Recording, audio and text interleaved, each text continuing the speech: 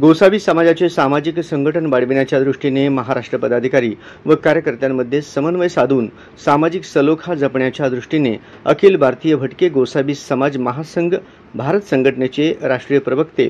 माननीय शिवाजी गोसावी सर यांच्या मार्गदर्शनाखाली तसेच महाराष्ट्र प्रदेश अध्यक्ष माननीय श्री जयराज कालिदास गाडगे यांच्या तसेच ज्येष्ठ नेते सल्लागार माननीय संतोष गाडगे, शिवाजी गाडगे,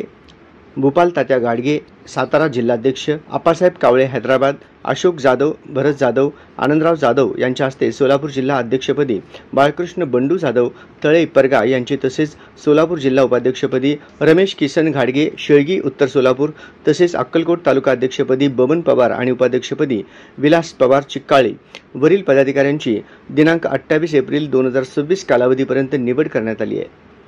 संघटना मजबूत व बळकट करण्यासाठी संघटनेची ध्येय धोरणे तळागाळातील गोसावी समाज बांधवांपर्यंत पोहोचण्यासाठी आपण कार्यरत राहाल असा आम्हा सार्थ विश्वास आहे। आपल्या जिल्ह्यातील गोसावी समाजाच्या गौरवशाली संघटन कार्यासाठी आपण आपले बहुमोल योगदान देऊन आपल्या पदाला न्याय द्याल व अपेक्षेसह आपणास पुढील कार्यास मनपूर्वक शुभेच्छा असे अविनाश गाडगे यांनी आपले मत व्यक्त केले।